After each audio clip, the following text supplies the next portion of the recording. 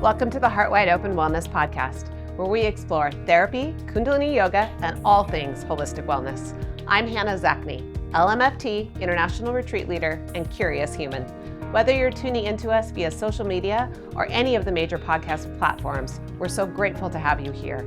Here's to opening our hearts and exploring life together. Welcome to the Heart Wide Open Wellness Podcast. Today is a fantastic day because I have my dear friend, I call you that first, friend and amazing human, Stephanie Chandler today. We have known each other for, I think, 20 years now. Yeah. Right after we met, I was pregnant with my third, who is turning 18 this summer. So it really has been quite a long time. We met in a network marketing group, BNI, years and years and years ago. At the time, I was selling Arbonne and very far away from the career that I went into shortly after that. And you were more on your path with what you are still doing, and so have served as a friend. We instantly clicked. We've stayed friends the entire time. And I'm really grateful enough to know Stephanie as not only my friend, but she really is at this point like one of my mastermind mentor people that's just in my world and keeps me squared away. So we have so much in common. So I just love you and I'm so happy you're here. And I could go on for 5 minutes about how much I love you and all the things you do. So thank you. You're welcome. But professionally, Stephanie Chandler is the author of several books, including the nonfiction book Marketing and Launch Plan and the nonfiction book Publishing Plan.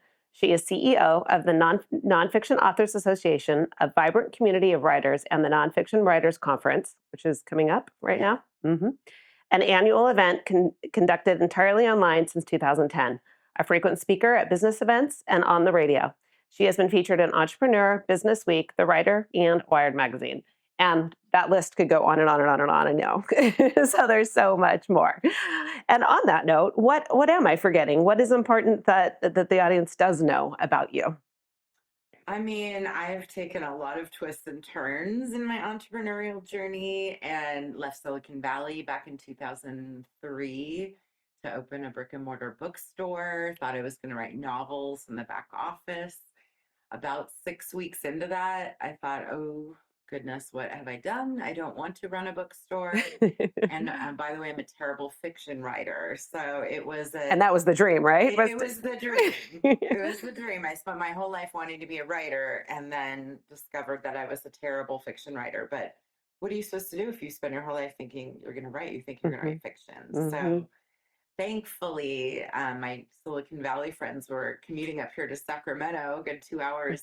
Could not believe I left a 6-figure job to sell $4 paperbacks. And they were like, tell us, how did you get the courage to do this? And I want to leave, but I don't know how to do it. And I'm afraid to go. And they really inspired my first book, which was the business startup guide.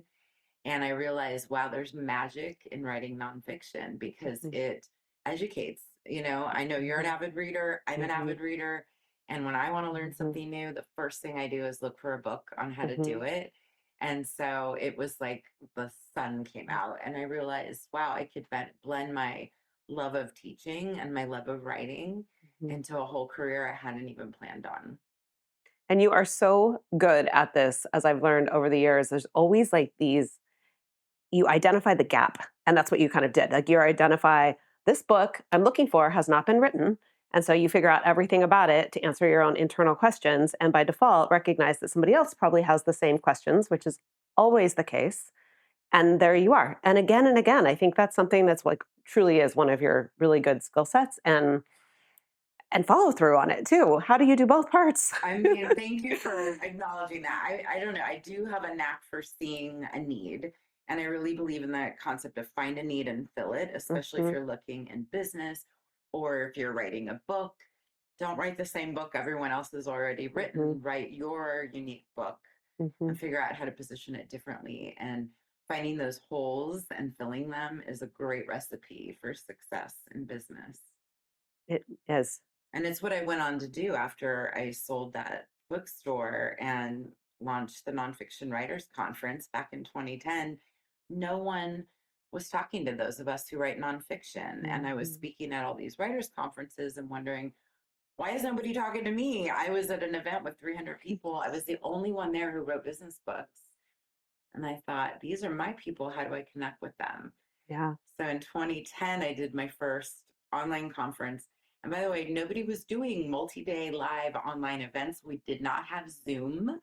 People were dialing into a teleconference line. Remember those? I do. And listening to live presentations. And thankfully, something about it worked. And we continued to have it each year. And the attendees would say, how do we keep in touch when this is over? And I thought, well, we don't have a community for nonfiction Mhm. writers. And then I launched the NonFiction Authors Association in 2013. I've been doing that ever since and feel so grateful to do something I love. But I had to follow the path that kind of unfolded in front of me. Yeah. So I want to circle back what it is inside of you that lets you follow that path. But to finish, what is the membership now and your association now? Where did it evolve to? So it's a wonderful community of nonfiction writers. We have a ton of professionals in this organization. We have people writing their memoirs. What I love about it is that our members have a mission. Most of them want to make some sort of difference in the world with their books. So we share that as a mission. And I feel Mhm. like my mission in leading an organization like that, and also I do a lot of teaching and courses on marketing and writing and publishing. My mission is to help our members live their purpose. And Mhm. so by empowering them to do these things, that allows them to reach and touch more people. So I have found it to feel really purposeful. And then as far as what has enabled me to do this, I think I'm missing a fear gene. I have thought this for a long time. You know, when I quit my Silicon Valley job, so many people said, "Were you terrified?" And I was like, "No, I was elated." I distinctly remember driving out of there at 8 p.m. after the last happy hour in my convertible with the top down in California on a summer eve, well, it was a fall evening, and I was so excited to go start this silly bookstore, which ended up just being a stepping stone. And then I had to have the courage to get rid of that and move on to the next thing. So I don't know. I see a need and I fill it, and I just figure out as much as I can before I embark. I did write a business plan for that store. I spent a year studying, preparing, saving, and I've done that with all my business ventures. Is really preparation removes a lot of that fear. Well, that makes that especially impressive because if you put all that preparation, it's easy to get attached to the idea, right? Mm-hmm. I'm gearing towards this bookstore. I'm attached to this idea. It's been a lifelong dream to be a nonfiction writer, to sit in the back with, didn't you wanted to sit in the bookstore, have some cats, spend your day, sell some books, be in the vibe, which I totally get because if you love books, you love books. Yeah. But then to be like, I mean, how clear was it and how was it clear? Well, like I said, I was 6 weeks in and I went, oh no, what have I done? And what was coming up for you? Because I'm going to bring in the A therapy whole part, and bunch even of though I've heard things. the story, Yeah. there's so fun to go back at it and really Right. look at it. Yes. It was, I didn't like being trapped in that building. Uh-huh. I didn't like dealing with the general public. Yeah. You know, um, I didn't like dealing with the employees. I don't love managing people, even though I have Uh-huh. a team today. It's not my favorite part of what I do. Uh-huh. And it felt like there were so many restraints. Uh-huh. And I really wanted to be creative and I really wanted to make a difference. And I didn't feel like selling paperbacks was making an impact in the world, even Mhm. though I think we did bring some joy, right, I'm to our sure. customers. Hmm. And I did go to adopt the two fattest cats at the SPCA that were never going to get homes, Hmm. and they were a huge draw. It just didn't feel right in Hmm. my gut, and I knew pretty quickly I had to figure out my exit strategy. So to me, I appreciate that you say you don't have a fear, Jane, and I think that's true. But additionally, it sounds like there is a acute awareness of this no longer matches me, Yeah. and then also a very strong pull towards whatever like you can see. You have a vision, right? Like I mean, the vision with the books, the vision with the gap and what needs to be created, the vision to like I don't know how I'm going to get there, but I can see that this could happen, right? I can Right. fulfill this. Yeah, I see the things, and what was happening with those Silicon Valley friends were visiting. And I thought, well, how do I help them leave corporate?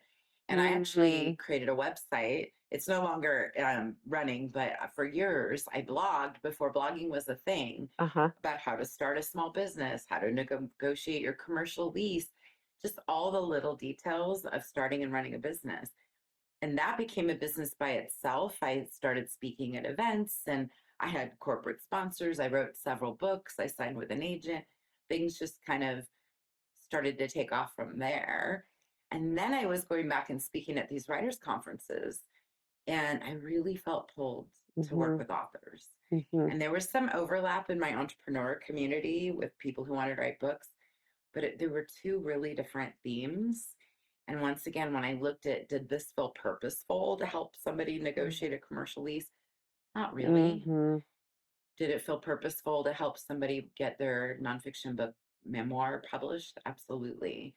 Yeah. So I also made a shift several years into that, which is when I started publishing books and then launched the conference. So yeah, I mean, I have started and stopped and started and stopped a number of times before I landed on where I feel like I was meant to be. Emotionally, what is that like each time you do that? Because so many people, if they're writing Yeah, books or doing a business or not, the starts and stops of life are relatable to us all, right? And yeah. the phoenix rising once The again, Phoenix right? Rising. I have always found it exhilarating to start Mhm. new things. Mhm. I get a little bored if I'm doing the exact same thing every Mhm. day. So the starting to me is really, Mhm. really fun. Mhm. The challenge for me is continuing Mhm. on the path, and I have to keep creating to make it Mhm. keep me engaged and excited and passionate about it. Mhm. But letting go, there was a point, and we haven't talked about my whole personal background Yeah. too yet, but there was a point when I was thinking about letting go of another piece of the business that I was running. We were actually managing social media for authors, Mhm. and it didn't feel good to me. I didn't really want to deal with the frustrations behind it. I had a team running it, but it just didn't feel in alignment. Yeah. And I remember the debate of, okay, this is a big piece of my revenue. Do I want to let this go? Mhm.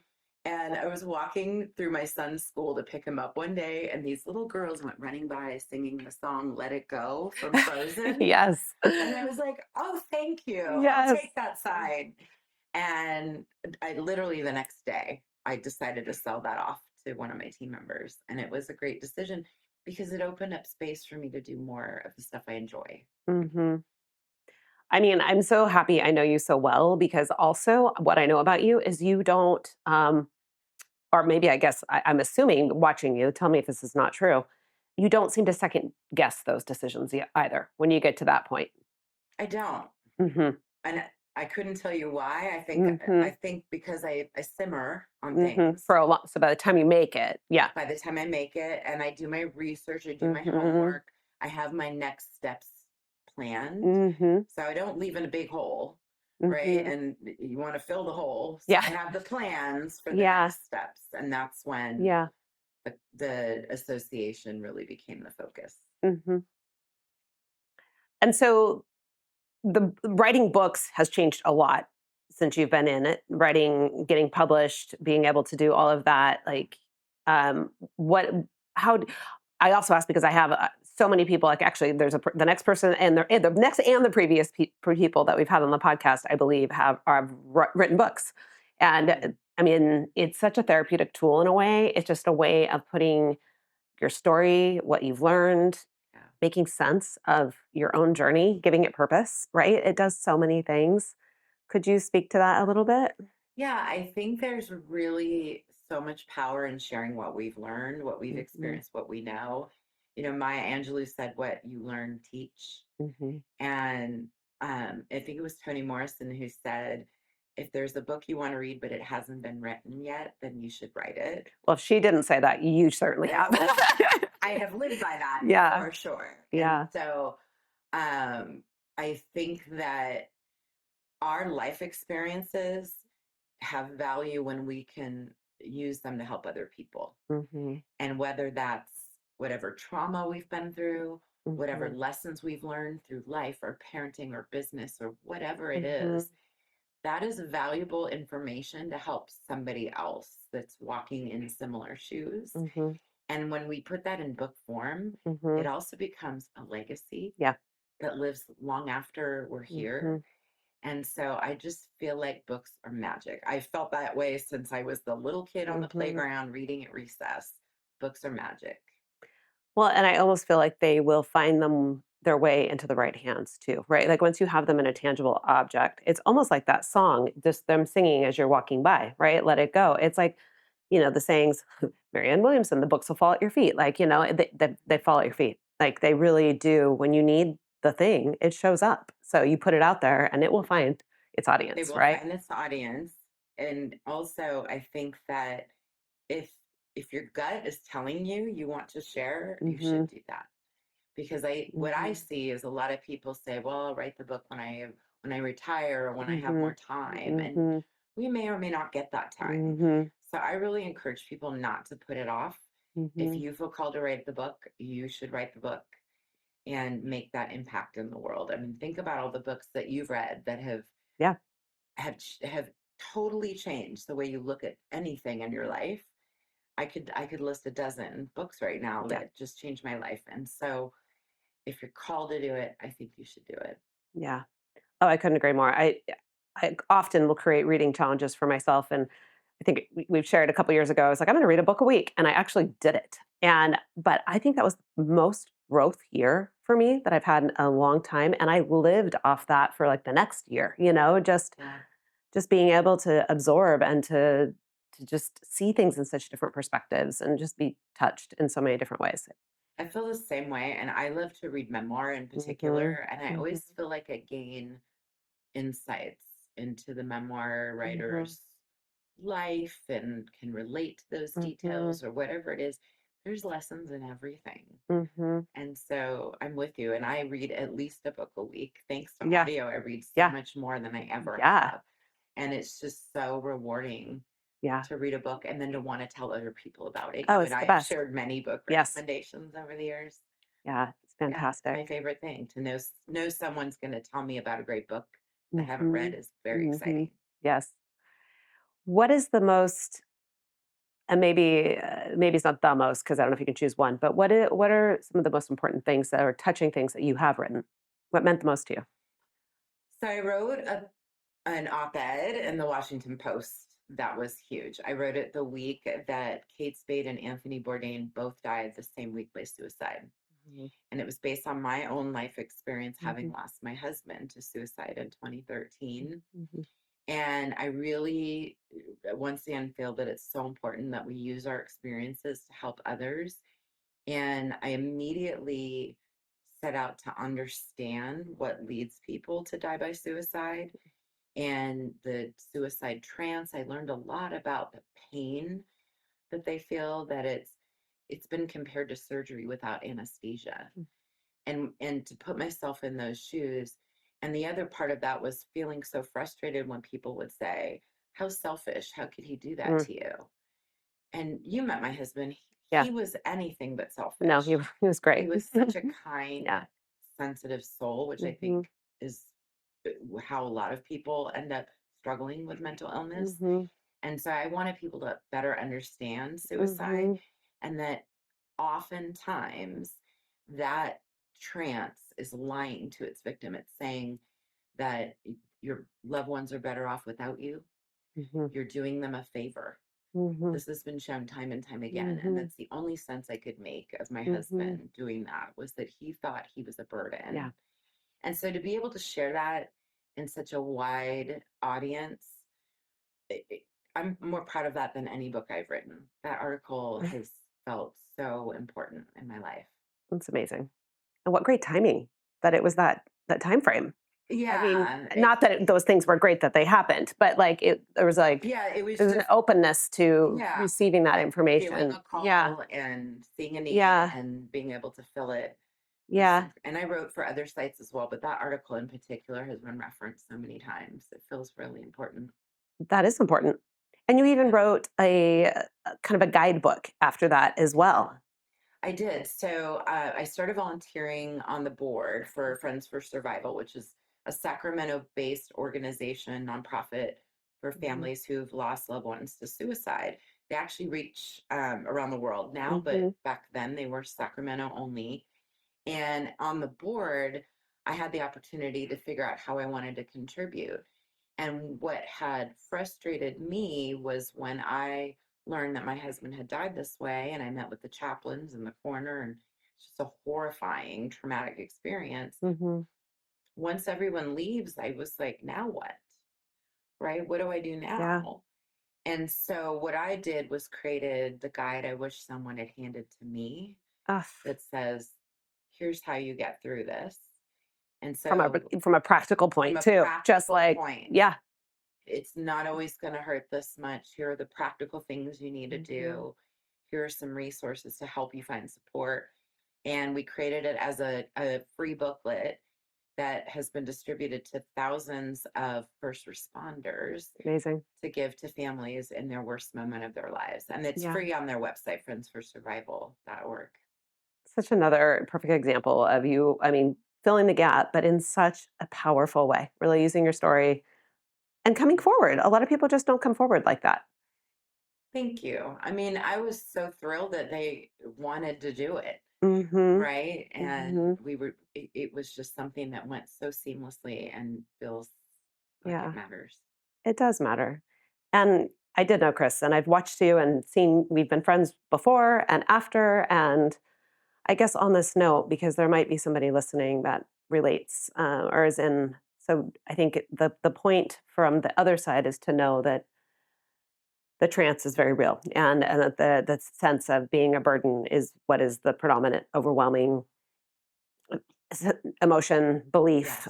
that errant or but it is true for them, right? And so this, but for you, what was really special or helpful, or how do you like, how do you make sense of it, or what would you want to share? Yeah. So I always go to books, right? I Yeah, read dozens of yeah. books in the year following his death, and I read the widow memoirs. I read Afterlife. I read spiritual books. I read everything I could get my hands on. I learned Mhm. as much as I could about mental illness. Mhm. The ironic part to me is that I couldn't understand his depression Mhm. until after he was gone, and I Mm. experienced Mm. complex grief. Mhm. Right? I really struggled to come out of the Mhm. grief cloud, Mhm. and it was about 9 or 10 months in when I went to my doctor, and she said, "How are you?" And I just burst into tears, Mhm. and I said, "I'm not good." Mhm. And I feel like I'm stuck. I couldn't Mhm. stop crying every day. Mhm. So I ended up going on an antidepressant. Mhm. And as much as I didn't want to do that, it was a turning point. It Mhm. didn't obviously get rid of those feelings, but it Right. helped me get up and Mhm. engage in my life again every day and start to take those steps forward. I was really stuck. So complex grief happens a lot of times with sudden loss. I Mhm. think we need to talk more about sudden loss. Mhm. People who lose a loved one to a heart attack or a murder or a Mhm. suicide. These are traumatic Mhm. experiences. Mhm. And the grief is different than when you've had time to prepare, Mhm. when somebody's had an illness for a while, or maybe they've lived into their Mhm. 90s or, been fortunate to have a long lifespan. So getting through that happened through a lot of effort Yeah. and then a lot of support. So I reached out, I joined a grief group. It turned out I really didn't enjoy sitting in those meetings because everyone's stories were so tragic, Mhm. the suicide loss groups. Mhm. And as a highly sensitive person, Mhm. I would leave those meetings feeling worse than when I walked in. Yeah. But I had met a widow at one of those groups, a younger widow. I was in my 40s. And I had said, gosh, I wish we had a widows group. And she knew some other widows. So we joined together, and five of us sat in my backyard and had a little potluck lunch and told our stories and just became the closest of friends. For a year still, For right? years, Yeah, yes, for yeah. the last 10 years. Yes. We've been on trips together. Our kids have grown up together. And it was so comforting to be able to talk to people in my shoes, because I am so rich with friends and loved Mhm. ones and people. I feel so fortunate, Mhm. but none of my close people had been through this. And Mhm. I needed somebody who'd been through this Mhm. to help me navigate. And now we've helped each other and we've helped other new widows who've come into this horrible club that nobody wants to Mhm. belong to. Mhm. And so it's again using our experiences to help others and help ourselves. What a Yeah. gift. They were a huge turning point. And the first thing I tell anyone who goes through a loss, go find people who've been through a similar loss. Mhm. Even if it's three people and you have coffee Mhm. once a month, it will change things for you. I mean, I could say that about almost well, first of all, let's back up to the grief. Like I couldn't agree with you more. Sudden, absolutely. There's a Mhm. whole different way that that lands on your psyche and the processing that's involved and required to deal with that. And additionally, I just think our culture is not expert or taught to deal with the amount of grief that we actually experience even on a daily basis. Absolutely. It's all about the big T's and the small Yes, T's. yes, Taught me that. yeah, Yeah. yes, yeah, and we lose things every single day. We don't, there's it's the end of something every single day, and it's so interesting because some of those little losses are bigger impact. They're tied to some of the bigger T's, which is what happens, Yes. right? But they're like these little, oh, it's just this little thing, but it's really not a little thing. And then we dismiss it, and then years later, we're, oh, okay, I have some work to do on this thing, right? That is so true. And it was a lesson for me in the last few years with other relationships shifting and changing and having to Mm-hmm. make peace with that. Mm-hmm. And I remembered feeling like this feeling feels really familiar. Mm-hmm. Why do I feel like I'm in grief again? Mm-hmm. And I didn't realize so much of what Mm-hmm. changes in life or Mm-hmm. relationships shift or things change, that all involves grief. Right. And then that scratches the scab of previous grief. Right. And wow, how empowering to better understand that and then Mm-hmm. to be able to sit with it and write about it because Yeah. I am an avid journaler and I absolutely believe that is also another key to healing. Yeah.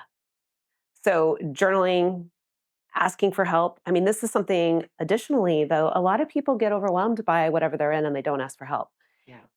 That doesn't seem, I mean, I know you must have moments of that, eventually you go ask for what you need. I seek what I need. Yeah, it's Asking is a whole better said, different little better said. challenge. Mhm, Um, even the widow that I met, mhm, she had given me her number and said, let's get together. And I was like, it took me weeks to get the nerve mhm, to just text her and say, okay, mhm, thank you. I'd love to meet mhm, for coffee. So, mhm, asking is mhm. challenging, but it's important. Yeah, and recognizing it and then just, oh, I guess stepping towards it. Taking the step toward it. Mhm, That's right. mhm. So it crossed my mind, just in case somebody's listening, that I wanted to just explain, and it is more common, but it isn't. Not all people are aware of the big T and the little T. So I just Mhm. wanted to kind of Right. line that out. And so in the therapy world, we call that big T, and little T is big trauma and little trauma. And the point of saying them that way is to almost enunciate that, whereas you don't want to get in the habit of comparing trauma because that's really useless to anything really, and all can be disabling and disruptive at some capacity. And to also not discount the small. So there is certainly a big trauma, and we know what those are. But there's also these little traumas, which I think they kind of like raise their head a little bit, just like in those little grief moments that you were just talking about, where it's these little grief moments that are kind of actually attached to residual trauma that hasn't been quite processed. And so it just kind of opens and opens and opens, and it can escalate to big T because a series of chronic little t can physically and psychologically, emotionally be the same to our biology as a big T. So this is the nuance of, it's not up to any, you can't diagnose what big T and little t is to an individual. It is what it is to the person, right? But they are both very um, impactful. to our nature for sure. Completely. And understanding that and learning how to process that is such a Hmm. valuable skill. What you do with your clients is so important because without therapy, I don't know where I'd be. Yeah.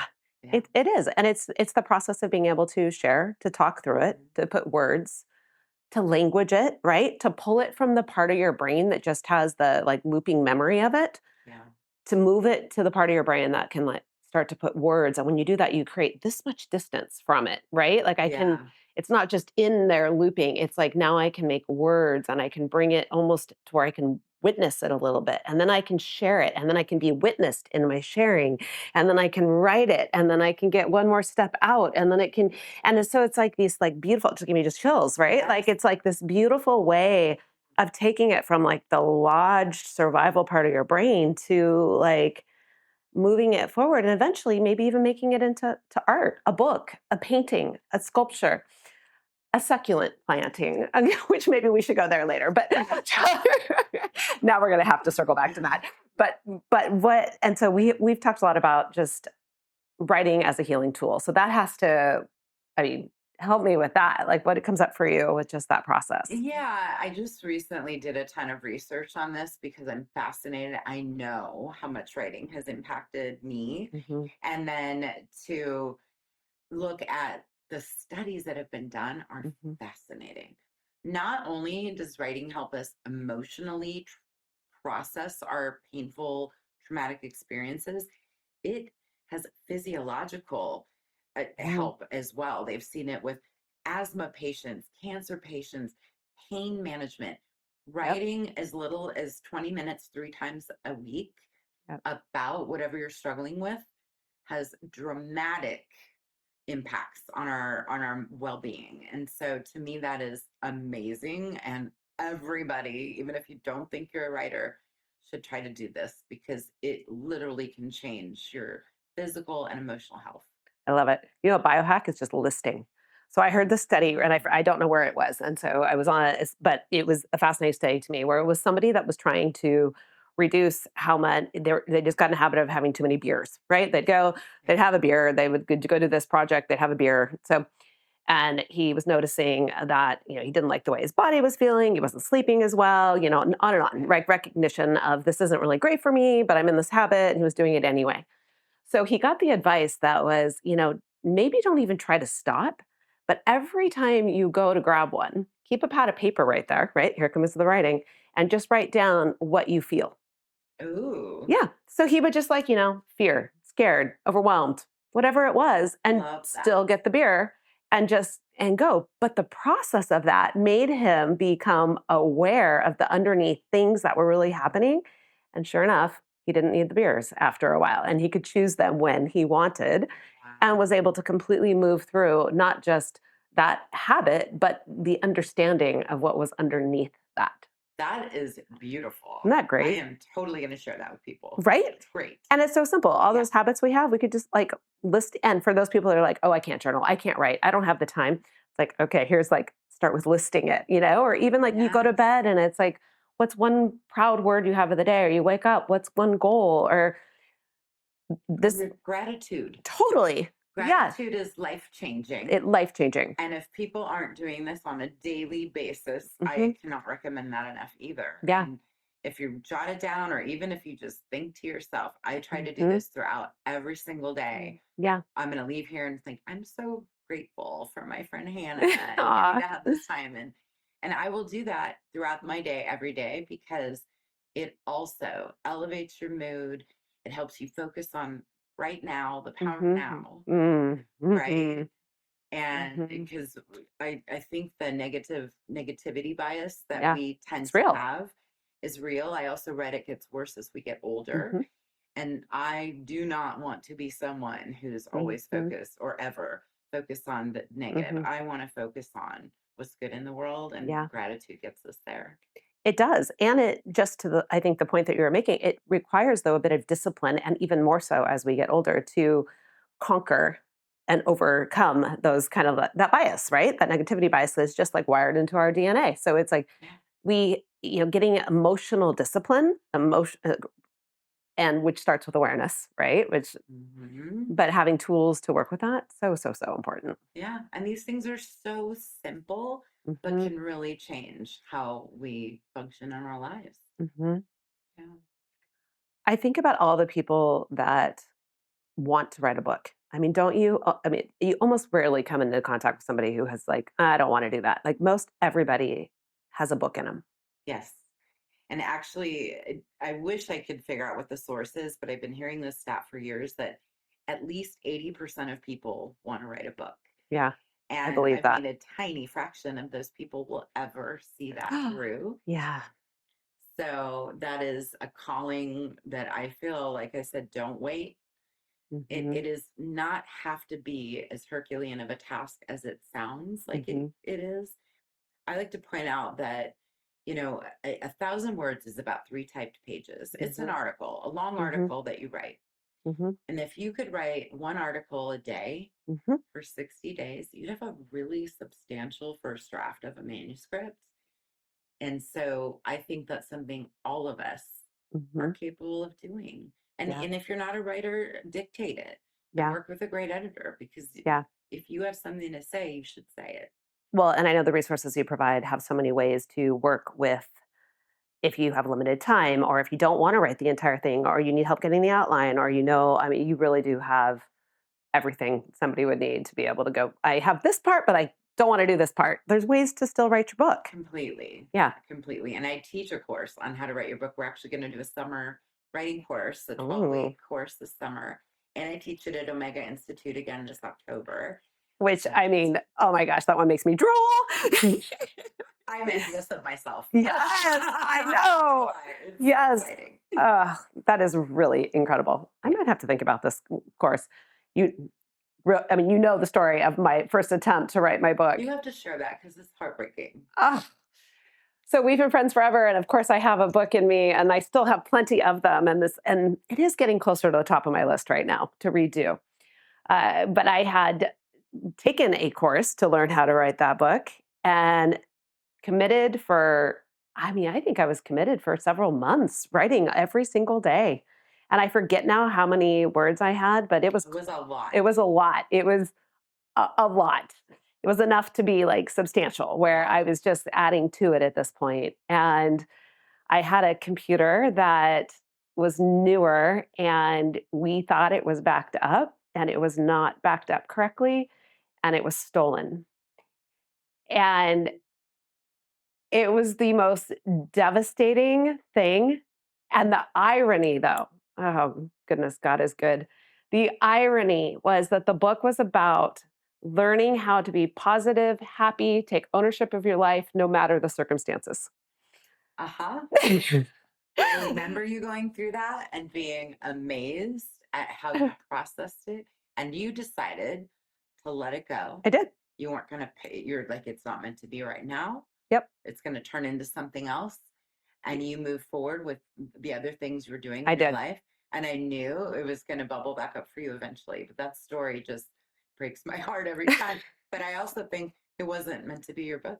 No, and I remember calling you from the hotel room because we were in a hotel, and when it happened, and it was taken from my car when we were having dinner, and which on me, shouldn't have left it in the car, but I remember you saying something that just held me that night, or it was that night or the next morning, and you said, "Hannah, you're like, that book is in you.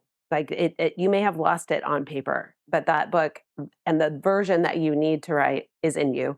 The other thing you wrote, everybody writes a shitty first draft. It's going to be better when you write it the next time. So true. That is the truth. Yeah, yeah, and so I think that's helped me, and I will say that losing that, I did have a pivot of a decision. Like I'm either gonna, because I was so close to being like, okay, when this is done, I can have this much time and energy to free up into the next project that I want to do. And I had a decision at that point. Like, do I do the next project or do I pause the next project and go rewrite what I did?